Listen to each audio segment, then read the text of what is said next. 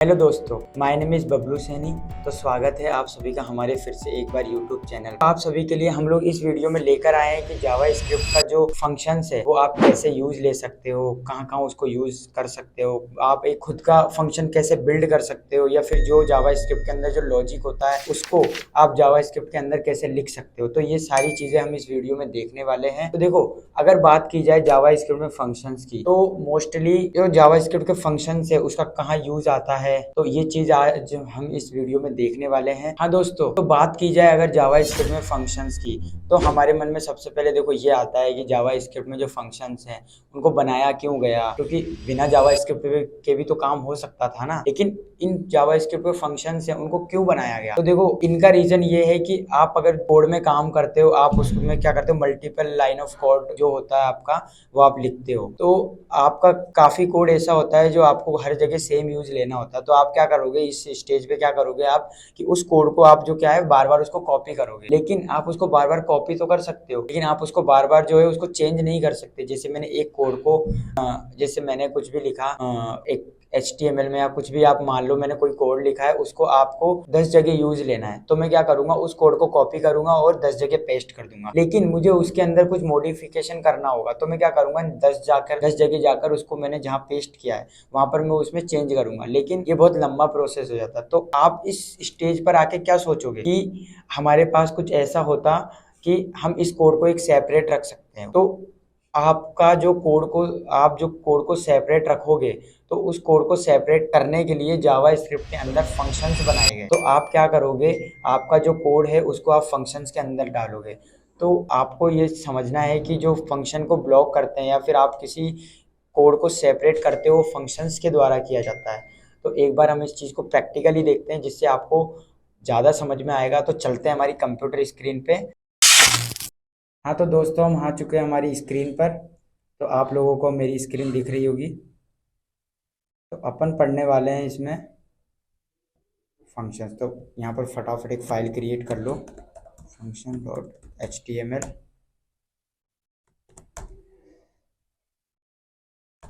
अब देखो इसमें अपन देखने वाले हैं फंक्शन।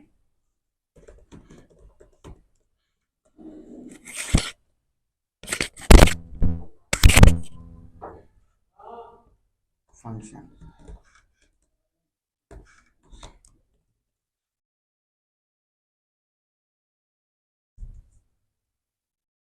ये देखो, ये अपन अपनी स्क्रीन पर अपने ब्राउज़र पर अपना वेब पेज जो है रन हो चुका है। अब अपन देखने वाले फंक्शंस। तो देखो फंक्शंस जो है उसको बनाया क्यों गया, अपन उसका रीज़न एक बार देखते हैं कि फंक्शन को बनाया क्यों गया। देखो मैं अगर यहाँ पर एक वेरिएबल लिखता हूँ लेट a इक्वल टू 5, फिर मैं यहाँ पर लिखता हूँ लेट b इक्वल टू, मैंने लिखा 6। अब मैं करना चाह रहा हूँ, यहाँ पर मैं लिखूंगा कंसोल में, इसको 3 बार लिखूंगा, कंसोल डॉट लॉग। मैं यहाँ पर लिखूंगा कि सम, जैसे मैंने लिख दिया सम ऑफ ए एंड बी। ठीक है, इसके अंदर लिख दो ए प्लस बी। अब मेरे को ये, मैं यहाँ पर 3-4 बार यूज लेना चाहता हूँ। अब देखो यहाँ पर आपको क्या दिखेगा, आप इसके अंदर कंसोल में आप जाते हो तो आपको क्या दिख रहा है,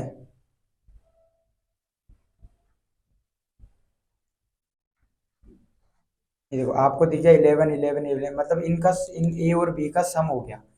लेकिन मैं अगर कहना चाहूँ कि जैसे कि कुछ भी आप ले लो, यहाँ पर जैसे मैंने ले लिया यहाँ पर लेट सी इक्वल टू 8, तो मैं करना चाहूँ कि ये तो ऐसे है ना, फिर मैं करूँ -c।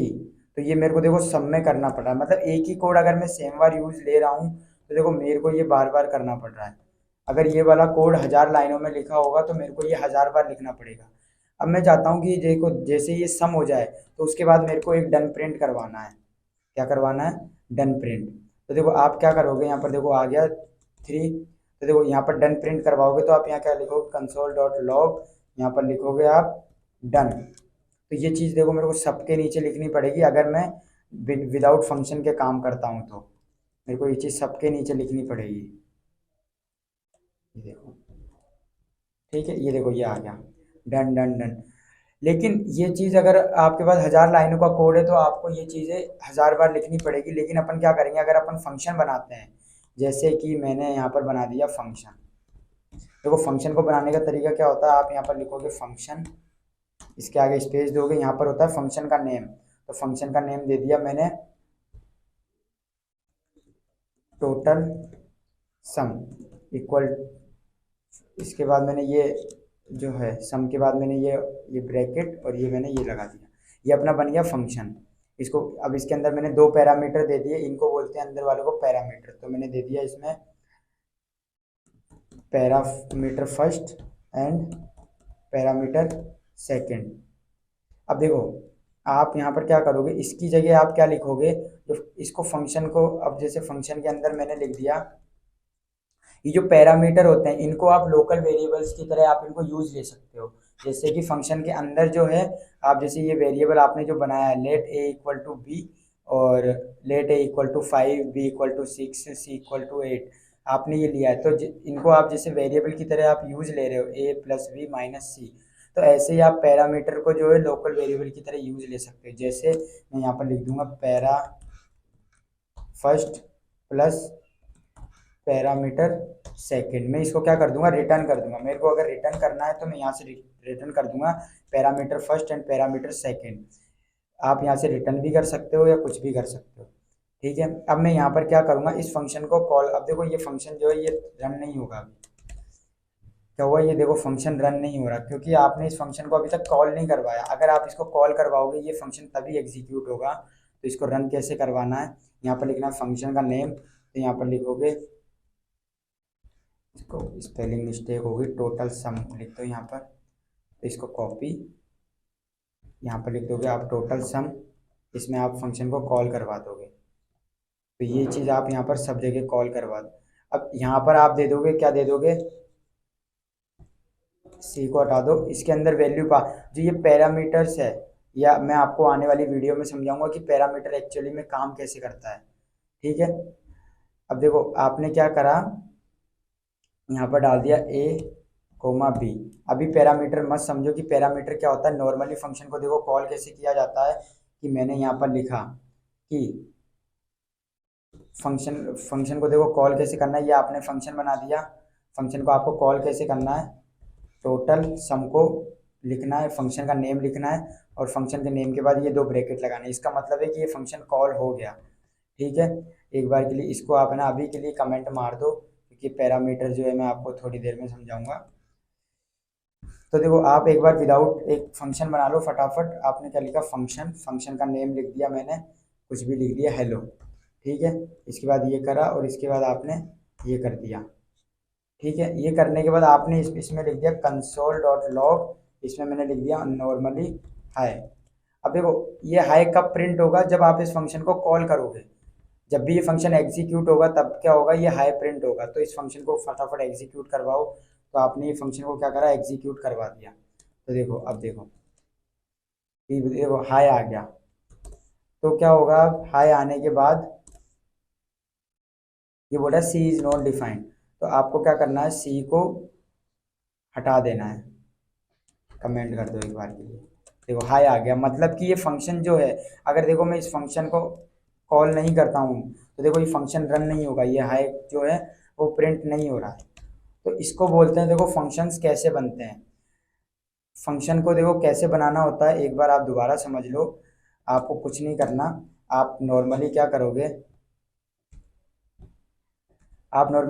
फंक्शन बनाओगे। मैंने इसमें लिख दिया फंक्शन, फंक्शन के बाद फंक्शन का नेम। फंक्शन का नेम आप कुछ भी ले सकते हो। आपको अगर आपका कभी कभी फंक्शन रन नहीं होता है, क्योंकि इसका एक रीज़न होता है, क्योंकि आपके जो कीवर्ड्स होते हैं फंक्शन का, आप नेम कुछ भी दे दो। जैसे आपने क्लिक नेम दे दिया या आपने कुछ भी दे दिया।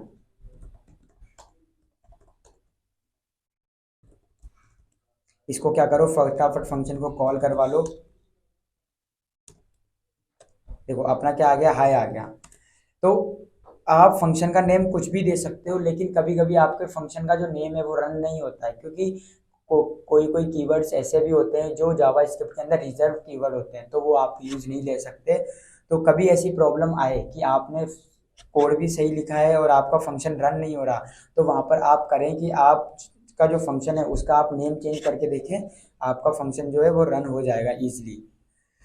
तो दोस्तों, आपको ये समझ में आया होगा कि फंक्शन आपको बनाना कैसे है, फंक्शन को यूज़ कैसे लेते हैं, और आपको कैसे कैसे फंक्शन के अंदर वैल्यू। अब देखो फंक्शन जो है इसके अंदर आपको कंसोल प्रिंट करवाना है। आप फंक्शन के अंदर चाहो तो आप कुछ रिटर्न भी नहीं कर सकते हो, मतलब आप चाहो कि मेरे को फंक्शन के अंदर कुछ रिटर्न नहीं करना है तो आप वो भी कर सकते हो। आप चाहो कि मेरे को फंक्शन के अंदर जो है वो फंक्शन को मेरे को किसी को वैल्यू रिटर्न करनी है तो आप वैल्यू भी रिटर्न कर सकते हो। जैसे कि आप क्या करोगे, यहाँ पर आपने क्लिक लिखा, ठीक है, आपने यहाँ पर लिख दिया रिटर्न, मैं रिटर्न करना हूँ बुलियन, जैसे कि मैं लिख रहा हूँ कि ट्रू, मैंने यहाँ पर ट्रू रिटर्न करा, तो आप क्या करोगे, इसको बोलते हैं रिटर्न। ये क्या काम करता है, ये रिटर्न आपकी वैल्यू को रिटर्न करता है। आप जहाँ भी इस फंक्शन को कॉल करवाओगे वहाँ ये वैल्यू रिटर्न करेगा। तो ये फंक्शन जब भी एग्जीक्यूट होगा तब क्या रिटर्न होगा, ट्रू। तो इसको आप क्या कर लो, एक वेरिएबल दे दो, कॉन्स्ट वैल्यू इक्वल टू, आपने क्या लिख दिया, क्लिक को कॉल करवा दिया। तो क्लिक को कॉल करवा दिया। अब क्लिक की जो वैल्यू है उसको आप एक बार कंसोल कर लो, कंसोल डॉट लॉग, यहाँ पर वैल्यू को कंसोल करो तो देखो आपके पास क्या आया, ट्रू। क्यों, क्योंकि आपने ट्रू को रिटर्न किया है। समझ में आ रहा है, मतलब आपने ट्रू को रिटर्न किया है। तो आप क्या करोगे, इस वैल्यू को कहाँ कहीं भी यूज ले सकते हो। तो आप यहाँ पर अगर जैसे मैं यहाँ पर स्ट्रिंग में मैं यहाँ पर मेरा नाम रिटर्न कर देता हूँ तो यहाँ पर देखो वो आ जाएगा। मतलब कि रिटर्न क्या काम करता है कि आप किसी भी वैल्यू को रिटर्न कर सकते हो। तो अब देखो अपन जो नेक्स्ट टॉपिक पढ़ रहे हैं, अब जो अपन नेक्स्ट टॉपिक पढ़ने वाले हैं उसका नाम है, मतलब जो फंक्शंस होता है, आपने अभी जो टॉपिक देखा उसके अंदर देखा कि फंक्शंस को बनाना कैसे है, फंक्शन के अंदर आप वैल्यूज़ कैसे रिटर्न कर सकते हो, मल्टीपल जो वैल्यूज़ है वो कैसे रिटर्न कर सकते हो, या फिर आप फंक्शन जो है उसको आप कॉल कैसे करवा सकते हो। तो अपन ने ये सारी चीज़ें देखी। अब अपन देखेंगे जो कि जो फंक्शंस है उसके अंदर आप पैरामीटर के साथ कैसे काम कर सकते हो। जैसे देखो, अब पैरामीटर की अगर बात की जाए तो मैं एक फंक्शन बनाता हूँ फटाफट। अब अपन करते हैं पैरामीटर की बात। तो पैरामीटर के अंदर आपको एक फंक्शन बनाना है, इसके अंदर फंक्शन का नेम लिखना है, जैसे मैंने मेरा नाम लिख दिया, ठीक है। इसको कॉल करवाओ, इसके आगे ये ऑब्जेक्ट लगाओ, इसका मतलब ये फंक्शन बन गया। इसके अंदर कंसोल डॉट लॉग कुछ भी कर दो, हाय, आपने ये लिख दिया। अब यहाँ पर लिख दो, आप क्या करोगे, बबलू को कॉल करवा दो। ये बबलू क्या हो गया, कर देखो कंसोल में हाई प्रिंट हो गया। इसका मतलब है कि आपने इसको हाई प्रिंट करवा दिया बबलू के अंदर। लेकिन मैं बात करूं अगर पैरामीटर की, पैरामीटर देखो क्या काम करते हैं। पैरामीटर होते हैं कि फंक्शन के जो लोकल वेरिएबल्स की तरह ये बिहेव करते हैं। जैसे कि मैं यहाँ पर लिख दूं अगर parameter first and parameter second, तो ये आपके लोकल वेरिएबल की तरह यूज ले आएंगे। जैसे कि मैं अगर कंसोल डॉट लॉग मैं अगर यहाँ पर parameter first and parameter second को अगर कंसोल करूँगा तो ये लोकल वेरिएबल की तरह यूज आएंगे।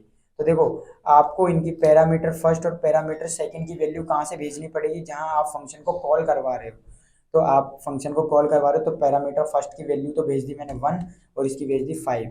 तो इसका मतलब है कि पैरा 1 की तो वैल्यू हो गई 5 और पैरा 2 की वैल्यू हो गई, वो सॉरी, पैरा 1 की वैल्यू हो गई 1 और पैरा 2 की वैल्यू हो गई 5। तो देखो मैंने क्या लिखा यहाँ पर आ गया, देखो 1 और 5, यानी कि कंसोल आपने क्या करवा रखा है, पैरा फर्स्ट और पैरा 2। पैरा फर्स्ट की वैल्यू कितनी है, 1, और पैरा 2 की वैल्यू ये है।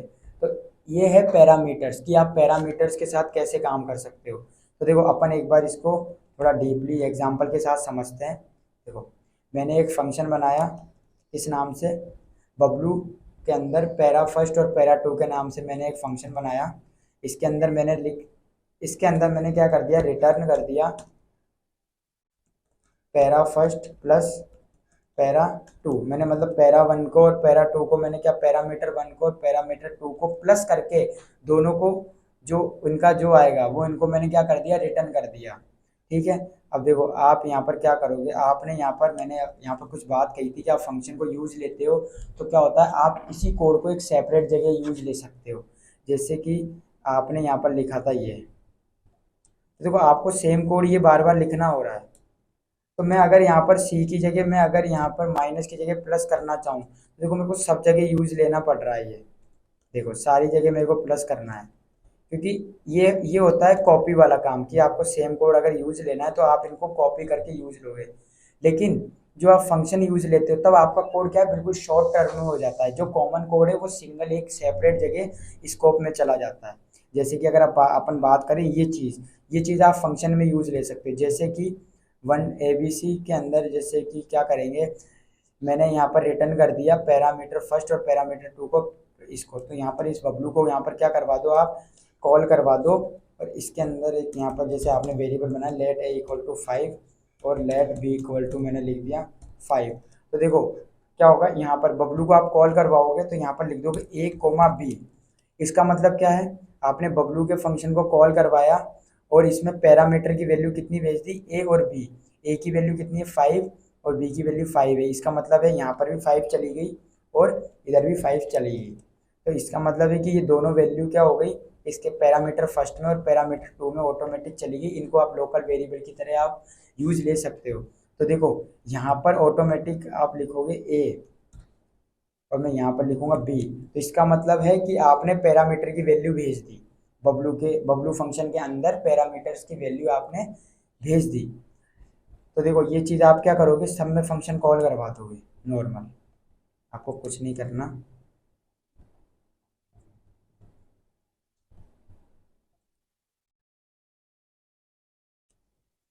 आपने देखो क्या करा, देखो आपने क्या करा, सम ऑफ 10, देखो 10 ऑटोमेटिक आ गया। क्यों, क्योंकि a और b की वैल्यू कितनी है 5 और 5। तो आपने a और b को किस में भेज दिया, पैरामीटर 1 और पैरामीटर 2 में। तो मैंने इस फंक्शन के अंदर क्या रिटर्न कर दिया, जो पैरामीटर फर्स्ट की वैल्यू होगी और जो पैरामीटर सेकंड की वैल्यू होगी उन दोनों को मैंने ऐड करके उन दोनों को रिटर्न कर दिया। तो इसका मतलब है कि ये हो रहा है। लेकिन देखो ये डन भी मेरे को बार बार लिखना पड़ रहा है, तो ये डन आप यहाँ पर मत लिखो। अब आप क्या करोगे, आपने देखो क्या करा, यहाँ पर आप लिख दो console.log डन। तो इसका मतलब है कि देखो आपको फंक्शन इसके अंदर अब आपको लिखने की जरूरत नहीं है, ये चीज़ आपको लिखने की जरूरत नहीं। जब जब फंक्शन ऑटोमेटिक रन होगा तब तक ऑटोमेटिक डन प्रिंट हो जाए। देखो मेरी बैटरी डाउन हो गई इसकी लैपटॉप की। तो देखो जब जब अब देखो यहाँ पर देखो ये ऑटोमेटिक क्या हुआ, मेरे को देखो शॉर्ट देखो डन हो गया, ये आ गया। फिर ये देखो ऑटोमेटिक क्या हुआ, मैंने ऑटोमेटिक यहाँ पर कंसोल डॉट एक बार लिखा डन। ये फंक्शन देखो जितनी बार मैंने कॉल करवाया उतनी बार ये आ गया। पहले अपन को क्या करना पड़ रहा था कि आप इसके नीचे पहले हमेशा डन लिख रहे थे, कंसोल डॉट लॉग करके डन लिख रहे थे। तो ये अपन को नहीं करना है। फंक्शन देखो क्या होता है, नॉर्मली आपको ये समझ में आ गया होगा कि आपको कोई भी कोड है आप उसको सेपरेट रख सकते हो और उसको बार बार की जगह लिखने से अच्छा है आप उसको एक सेपरेट जगह लिख सकते हो। ओनली आपको उस फंक्शन को क्या करवाना पड़ेगा, कॉल करवाना पड़ेगा, ना कि आपको बार बार कोड लिखना पड़ेगा। जैसे मैंने यहाँ पर कोड एक बार लिख दिया कंसोल डॉट लॉग डन और मैंने लिख दिया रिटर्न कर दिया पैरामीटर 1 और पैरामीटर 2 को ऐड करके रिटर्न कर दे, मैंने ये लिख दिया। इस फंक्शन के अंदर मैंने एक लॉजिक लिख दिया कि कंसोल डॉट लॉग, जब भी ये फंक्शन एग्जीक्यूट होगा तब क्या होगा, एक डन प्रिंट होगा और पैरामीटर फर्स्ट और पैरामीटर 2 क्या होगा, ऐड होके रिटर्न हो जाएंगे। तो आप इस फंक्शन को जब जब कॉल करवाओगे तब तब ये दोनों चीज़ें चलेगी, ये अंदर जो भी कोड लिखा होगा वो चलेगा। तो ये फंक्शन जैसे ही एग्जीक्यूट हुआ ए और बी का सम हुआ, यहाँ प्रिंट हो गया, रिटर्न कर दिया और डन प्रिंट हो गया। फिर वही बात इसमें आई, तो ये जैसे चला वैसे ही प्रिंट हुआ और वैसे ही चल गया। तो ये आपके समझ में आया होगा। तो देखो अब हम नेक्स्ट टॉपिक की बात करें तो अब हम पढ़ने वाले हैं एरो फंक्शन।